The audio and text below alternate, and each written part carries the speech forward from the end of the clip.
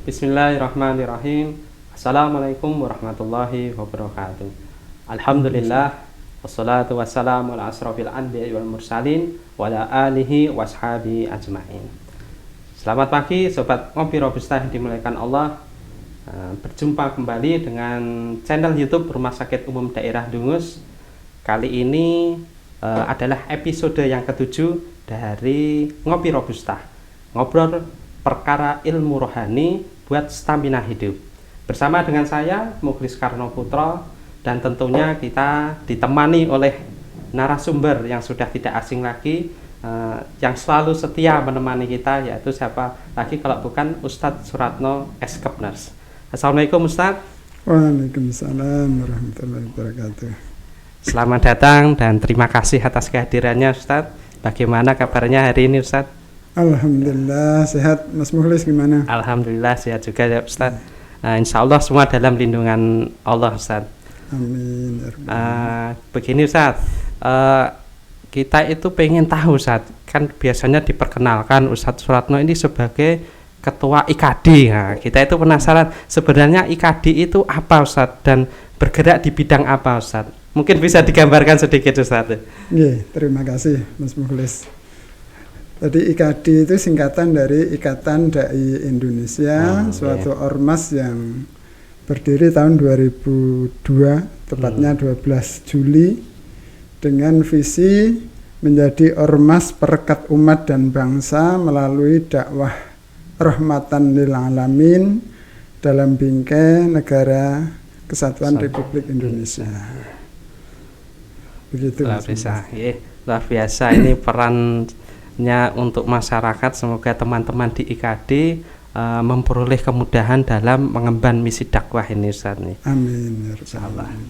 Baik pemirsa, bulan ini adalah bulan Rabiul Awal, dan bulan Rabiul Awal tidak bisa kita lepaskan dari suri teladan kita, yaitu Nabi Muhammad SAW.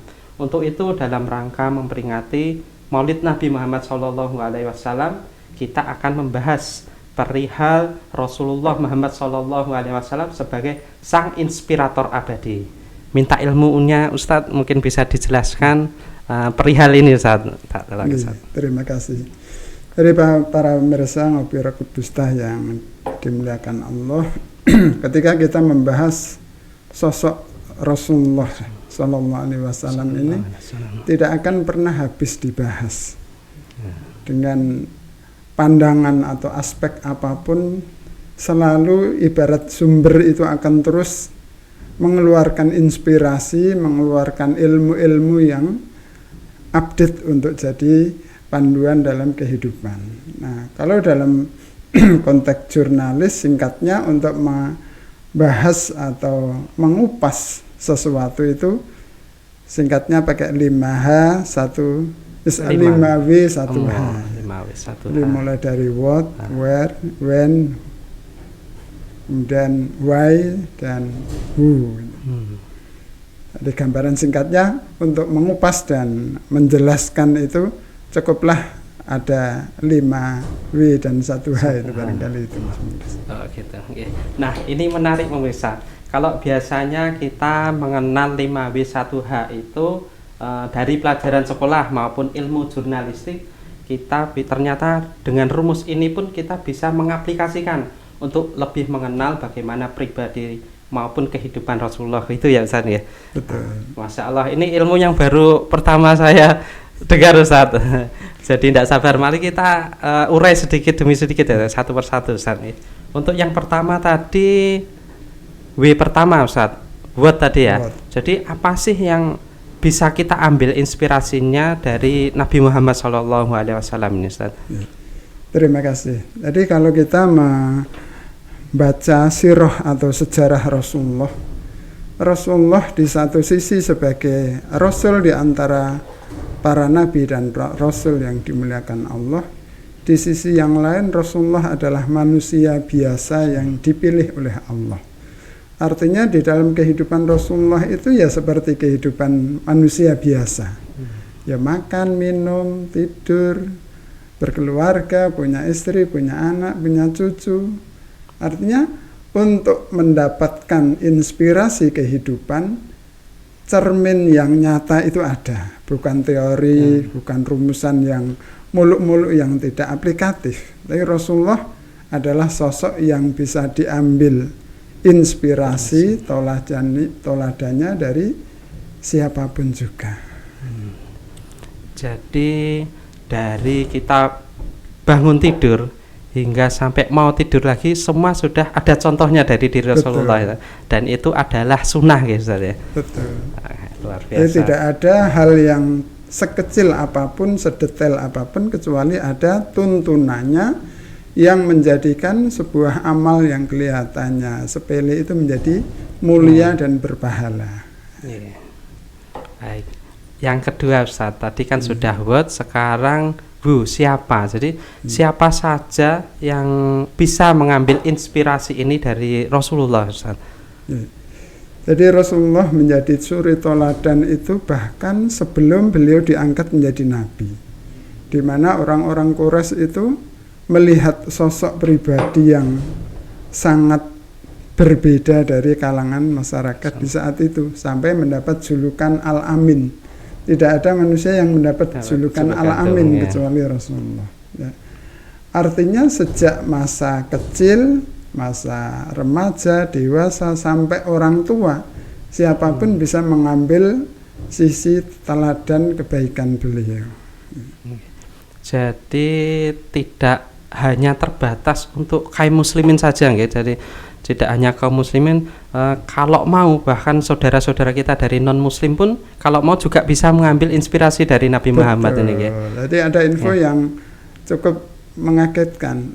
Kenal Van Damme, artis ya, terkenal. Beliau terkagum dengan pola makan Rasulullah, di mana pola makan yang sehat sampai menjadikan Rasulullah manusia yang paling sehat. Tidak pernah sakit kecuali sakit menjelang wafatnya. Ditiru oleh bisa dicontoh artis, bintang film dan lain sebagainya. Baik, untuk yang ketiga Ustaz, tadi sudah what, who, sekarang when. Kapan ya? Jadi kapan saja kita bisa mengambil inspirasi dari Rasulullah SAW ini Ustaz? Ya. Terkait dengan kapan, hakikatnya zaman itu akan terus berubah seiring dengan makin rumit dan peliknya permasalahan. Ya. Tetapi kalau kita mengambil sumber inspirasi dalam mengatasi masalah kehidupan, maka kita akan mendapati bahwa Rasulullah itu menjadi jawaban dari setiap zaman. Ya. Artinya tidak ada permasalahan sesulit apapun kecuali di dalamnya ada solusi. Sehingga Islam adalah solusi dalam konteks zaman seperti apapun, ya, sejak zaman jahiliyah sampai zaman modern, bahkan nanti zaman teknologi tingkat tinggi pun permasalahan itu ada jawabannya di dalam kehidupan Rasulullah. Masya Allah, luar biasa ini Ustaz. Ya. Jadi apa yang diajarkan oleh Rasulullah itu istilahnya tidak lekang oleh waktu gitu misalnya. Betul. Jadi ajarannya bisa kita gunakan sepanjang zaman gitu. Iya. Makin dikupas, diteliti, maka akan makin mendapatkan mutiara jawaban dalam kehidupan kita. Untuk yang keempat Ustaz, ini why. Jadi mengapa Rasulullah Sallallahu Alaihi Wasallam ini layak untuk dijadikan inspirasi Ustaz, jadi inspiratornya. Ya. Konteks dalam mengapa, ya.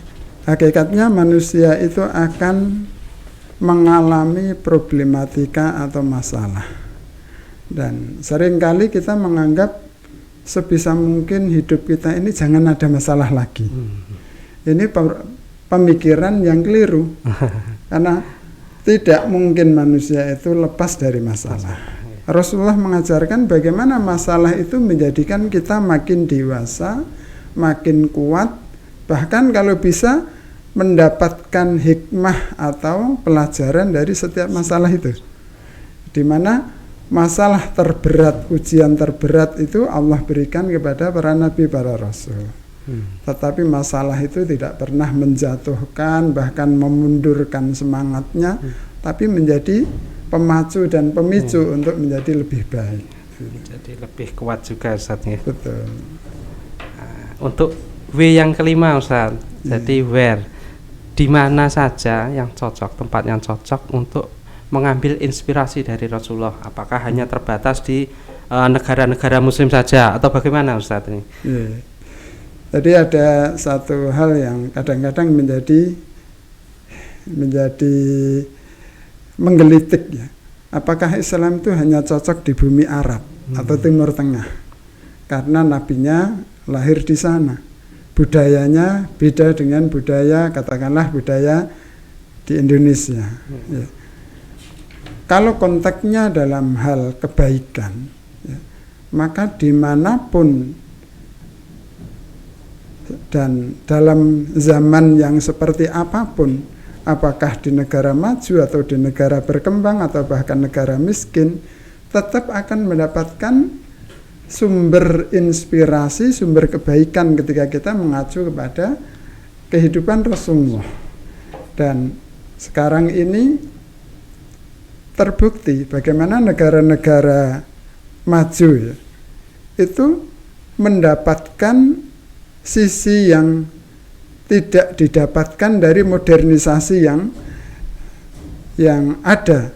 Contoh misalnya di negara Inggris, ya, banyak ibu-ibu yang kebanyakan single parent itu justru mantap menyekolahkan anaknya di sekolah Islam. Ya, bahkan ada survei, nama yang paling banyak dipakai di Inggris itu Muhammad. Nah, ini kan. Dan ada sebuah penelitian tahun 2050 diprediksi Amerika akan menjadi benua Islam. Masya Allah, luar biasa. Artinya tidak ada lagi pemikiran bahwa Islam itu hanya untuk kalangan dunia Arab atau dunia Timur Tengah saja. Oke, baik. Jadi tadi 5W sudah, sekarang 1H Ustaz ya. Jadi bagaimana Rasulullah Muhammad SAW ini mengatasi masalah, jadi mengatasi masalah kehidupan ini yang cocok untuk bisa dijadikan inspirasi di zaman ini Ustaz. Terima kasih.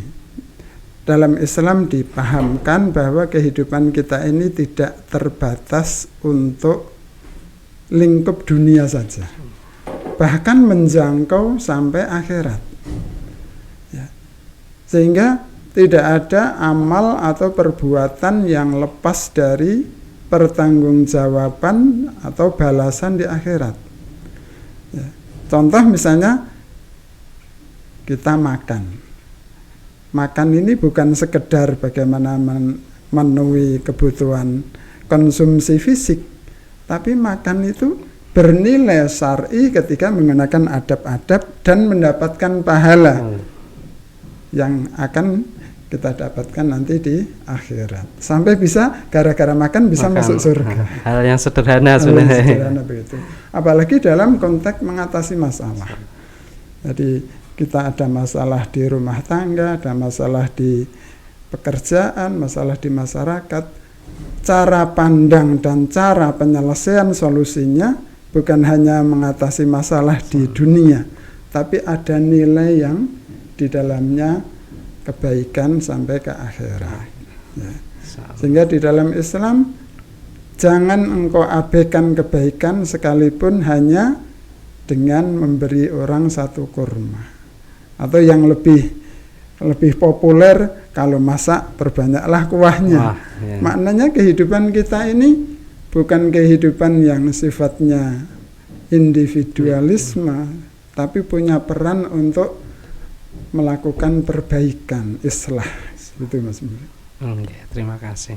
Jadi tadi sudah 5W, 1H. Nah, sekarang kita bahas terkait isu yang berkembang saat ini, Ustaz. Kita sering mendengar di YouTube, Instagram maupun di media-media sosial yang sering menyudutkan Islam. Jadi mereka menarasikan bahwa Islam itu adalah agama yang kejam, tidak berperi kemanusiaan, terus karena ada hukum potong tangan, terus ada rajam seperti itu juga. Bagaimana Ustaz seperti ini, Ustaz? Ya, kadang-kadang untuk melihat Islam itu tidak secara utuh.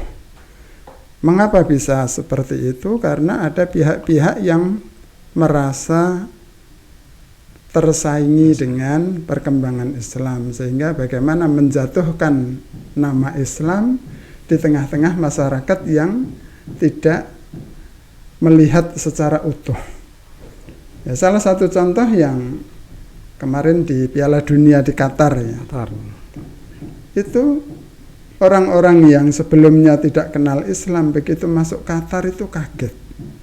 Gambarannya Islam itu orangnya kasar, tidak mau toleransi. Ya, ternyata di Qatar disambut dengan baik, dengan lemah lembut, bahkan masuk masjid pun dilayani, diberi penjelasan. Nah, sampai kemarin yang di media itu 5.000 orang lebih masuk Islam gara-gara menyaksikan langsung. Artinya kalau mempresentasikan Islam mestinya secara utuh. Nah, adapun dalam konteks ada hukum, ada sanksi, di dalam Islam itu tidaklah ada hukum kecuali hukum itu berlandas keadilan. Ya. Adil apakah terhadap raja atau rakyat, terhadap orang yang berpengaruh atau rakyat jelata. Bahkan ya, untuk mendapatkan ya, proses pengadilan atau mendapatkan hukuman itu tidak mudah di dalam Islam itu. Ada proses yang detail, ada saksi, ada bukti, ada berbagai macam cara. Ya. Tidak begitu mencuri potong tangan, mencuri potong tangan. Itu ada proses peradilan step yang by stepnya ada ya. Ada. Ya. Jadi memang Islamofobia ya, rasa takut atau rasa ngeri dengan Islam itu sering dimunculkan karena adanya informasi yang sepotong, tidak utuh. Dan bukti bahwa hukum Islam itu menjadi hukum yang menenteramkan itu di Saudi Arabia, ya contohnya di Mekah, begitu adzan berkumandang, toko-toko emas itu tidak ditutup dengan pintu yang berlapis-lapis, ditutup dengan kain, ditinggal ke masjid. Tidak ada yang menjaga. Tidak ada yang mencuri, ya, aman. Ya. Bayangkan kalau di kita ada anjing herder, ada pintu berlapis, ada CCTV. Masih dibobol. Jadi angka kriminalitas di Saudi itu sangat minim. Ya. Artinya itu menjadi ya sebuah jawaban yang real, tidak perlu teori ya. Belum lagi hal-hal yang kaitannya masalah hukum yang lain. Berbicara tentang hukum Islam tadi Ustaz, mungkin saya atau mungkin pemirsa yang di rumah mungkin belum begitu paham terkait karakteristik hukum Islam itu seperti apa Ustaz? Yang pertama bahwa hukum Islam itu karena aturan diturunkan dari Allah, maka sifatnya robbaniyah. Artinya siapa yang menjalankan hukum akan mendapat pahala, siapa yang melanggar hukum akan berdosa. Jadi bukan hanya sekedar sanksi dunia, tapi ada hubungannya nanti sanksi di akhirat. Ya. Kemudian yang kedua, hukum Islam itu wasatiyah, pertengahan. Tidak ekstrim kanan maupun ekstrim kiri. Jadi memang sesuatu yang sesuai dengan karakter manusia. Manusia itu pertengahan. Ya. Yang ketiga, karakternya adalah basyariyah, kemanusiaan. Tidak pukul rata. Ada orang mencuri, tapi mencuri karena darurat tidak mendapatkan makanan. Maka akan berbeda dengan mencuri karena kesengajaan atau profesi. Ya. Kemudian juga hukum Islam itu ta'akuli dan ta'abudi. Ya, ta'akuli itu sesuatu yang bisa dinalar secara logis. Ya. Ta'abudi itu sesuatu yang mutlak sebagai bentuk pengabdian kepada Allah. Ya. Adapun ta'abudi pun kalau dikaji dengan tinjauan hikmah yang detail, ternyata nilai logikanya itu juga ada. Ya, seperti mengapa hukum rajam diberlakukan. Ya. Hukuman di dalam Islam itu harus transparan. Kalau di Timur Tengah itu hukuman rajam itu di halaman masjid diumumkan dengan pengumuman terbuka, masyarakat suruh menyaksikan. Dampaknya apa? Orang akan menggambarkan kalau saya melakukan pelanggaran seperti itu akan mengalami hal yang sama. Sehingga menjadi sesuatu yang membuat masyarakat itu khawatir, waspada, dan akhirnya mengambil jarak dari tindakan kriminalitas. Ada efek jerahnya gitu. Betul. Ya. Kemudian juga hukum Islam itu universal dan dinamis. Dimanapun hakikatnya manusia itu butuh namanya hukum. Ya. Sekarang baru bisa dirasakan ketika hukum itu tidak bertopang kepada aturan dari Allah. Hukum itu bisa direka-reka, bisa ditarik ulur, yang terjadi masyarakat yang kesulitan untuk mengatur dirinya sendiri. Ya, contoh misalnya masalah LGBT. LGBT itu suatu peradaban yang arahnya adalah kehancuran. Di negara-negara maju mengatasnamakan hak asasi, ya, tapi arahnya nanti kehancuran. Bagaimana peradaban yang akan datang? Anak cucunya seperti apa? Nah, hanya Islam yang diakui bisa mengatur dengan tegas bagaimana menjaga sisi-sisi peradaban itu. Dan ada seorang pendeta yang mengatakan, saya bersyukur hidup di Indonesia yang mayoritas Muslim, di mana Islam betul-betul memberikan penjagaan atas fitrah manusia. Saya tidak membayangkan menjadi pemuka agama di Amerika yang harus menikahkan sesama jenis. Kalau tidak mau, bisa dihukum.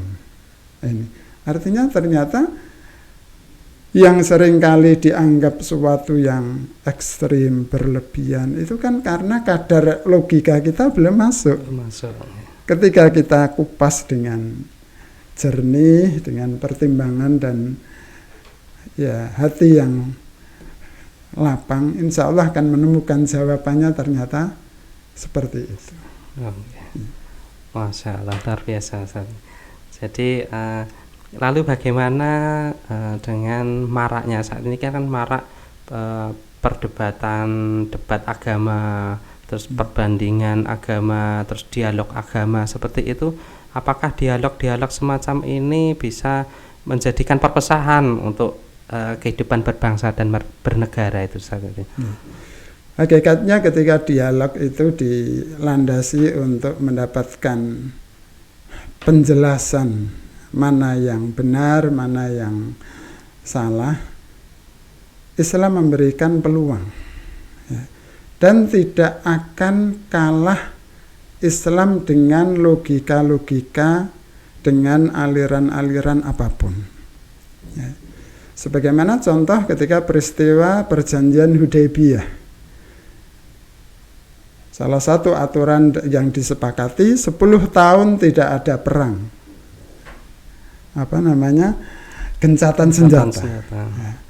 Akibat dari tenangnya situasi, banyak masyarakat di sekitar Mekah itu pengen tahu Islam itu seperti apa. Mereka berdialog, pengen tahu kondisi masyarakat yang dibangun dalam kondisi Islam. Mereka pengen tahu orang-orangnya. Akhirnya banyak yang masuk Islam karena melihat langsung ternyata yang disebut masyarakat yang melarikan diri dari agama nenek moyangnya itu justru lebih beradab, lebih baik, lebih teratur. Akhirnya banyak masuk Islam. Dan sekarang di negara-negara maju, forum-forum untuk dialog, untuk melakukan istilahnya perbandingan agama itu marak. Ya. Dan dalam kondisi akal kita bebas, tidak ada tekanan, tidak ada rasa takut, maka ada peluang kebenaran itu akan menjawab. Ya. Islam akan memberikan jawaban. Ya.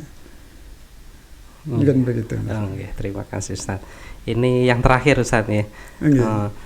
Jadi ada isu, ya ini isunya sangat sensitif Ustaz bagi kita. Jadi ada isu yang sengaja memang terus disebarluaskan, ya, itu terkait tudingan bahwa Nabi Muhammad SAW itu adalah seorang pedofil. Jadi atau kelainan seks karena kecenderungan terhadap anak-anak. Itu bagaimana kita untuk menjawab tudingan-tudingan tersebut Ustaz? Ini akan menjadi tudingan yang sepanjang zaman. Karena apa? Dalam konteks kehidupan tidak ada manusia yang diuji melebihi ujian yang diberikan kepada Rasulullah. Jadi Rasulullah menikahi Aisyah putri dari Abu Bakar itu juga diperintahkan oleh Allah. Andai kata Rasulullah tidak mentaati Allah, umpamanya protes, ya Allah, jangan gini loh, pilihkan yang lain, mungkin akan berbeda ceritanya. Tetapi ini adalah perintah Allah yang di dalam hadis disebutkan Rasulullah bermimpi melihat malaikat Jibril membawa suatu tandu dibungkus kain yang hijau. Kemudian Rasulullah bertanya, wahai Jibril, itu siapa di dalam tandu itu?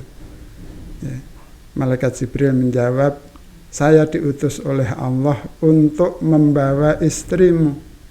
Begitu dibuka ternyata Aisyah radhiyallahu anha. Dan ini sekali lagi kehidupan Rasulullah menjadi ujian baginya dan ujian bagi umatnya. Apakah kita selaku umatnya itu masih percaya dengan ujian yang Rasulullah terima? Ya. Barangkali kalau zaman sekarang ada seorang tokoh melakukan hal seperti itu akan gempar, viral, dan jadi banyak ragu-ragu. Nah, Rasulullah pun menghadapi situasi seperti itu. Ya. Mampukah kita menjaga kekuatan iman untuk mentaati Rasulullah dalam kehidupan yang diuji seperti itu? Bukan hanya masalah pedofilia, bagaimana Rasulullah diisukan istrinya selingkuh, dan menikahi bekas anak istri bekas anak angkatnya dan seterusnya. Jadi kalau kita melihat dalam konteks bagaimana beratnya ujian Rasulullah, hakikatnya tidak ada ujian yang lebih besar pada beliau. Tetapi di satu sisi ada hikmah. Ya. Tidak ada istri yang lebih cerdas, lebih menguasai berbagai ilmu, salah satunya ilmu warisan atau faraid, ada ilmu tentang hadis, kecuali Aisyah radhiyallahu anha. Hingga seorang tabi'in bernama Az-Zubair rahimakumullah, beliau murid dari Aisyah langsung, beliau mengatakan andai kata ilmu Aisyah radhiyallahu anha ditimbang dengan ilmunya istri Nabi semuanya ditambah seluruh wanita dunia, maka lebih besar ilmunya Aisyah radhiyallahu anha. Jadi dengan beliau Rasulullah SAW beristrikan Aisyah itu, pintu hikmah, pintu ilmu itu berhasil dikuasai. Maka disebut dengan al-mustahfirin. Beliau sebagai orang yang memiliki khasanah ilmu yang sangat banyak. Ya. Allah alam bisawab, mungkin gitu. Berarti intinya kita harus meyakini bahwa apapun yang diperintahkan oleh Allah itu pasti ada hikmah di balik itu semua, gitu ya Ustaz ya. Betul. Baik. Terima kasih banyak Ustaz atas pencerahannya. Semoga kita semua diberkahi oleh Allah, diberi keistiqomahan dalam menjalankan semua perintah Allah dan menjalankan sunnah Rasul sehingga kita bisa selamat di dunia maupun di akhirat. Ada satu tambahan yang real antara aturan yang diturunkan oleh Allah dengan aturan yang dibuat manusia. Ketika turun perintah untuk menjauhi khamr, saat itu juga para sahabat itu menuangkan bejana-bejana yang berisi khamr. Ya, tidak butuh waktu lama, tidak perlu dikaji sekian tahun. Berbeda dengan undang-undang anti khamr di Amerika. Ya. Yang selama 33 tahun diundangkan, ya, dengan berbagai cara tidak berhasil. Bahkan menjadikan ibu kota Amerika sebelum Washington DC ini kan Philadelphia, menjadi kota zombie. Ya, menjadi kota zombie yang tahun 2021 kemarin ada 1.250 korban dari miras untuk khamr itu. Pemerintah sudah angkat tangan, pihak keamanan angkat tangan karena sudah tidak terkendali. Ya. Artinya betapa aturan atau hukum ketika berlandasan kepada robbaniyah, ketaatan kepada Allah. Hukum itu akan menjadikan diri manusia itu menjadi manusia yang justru senang dengan diatur. Ya. Demikian. Naudzubillah min dzalik. Semoga kita negara kita dijauhkan dari kemerosotan moral seperti itu ya Ustaz, dijaga Allah insyaallah. Baik, demikian bincang-bincang hari ini Sobat Ngopi Robusta. Semoga dapat menambah wawasan kita, menambah kecintaan kita kepada Nabi Muhammad SAW. Sampai berjumpa di podcast berikutnya. Jangan lupa dukung kami dengan like, komen, share, dan subscribe, ya. Semoga channel ini bisa membawa pesan-pesan kebaikan untuk semua, ya. Jaga semangat, bersama kita raih ridha Allah. Wassalamualaikum warahmatullahi wabarakatuh.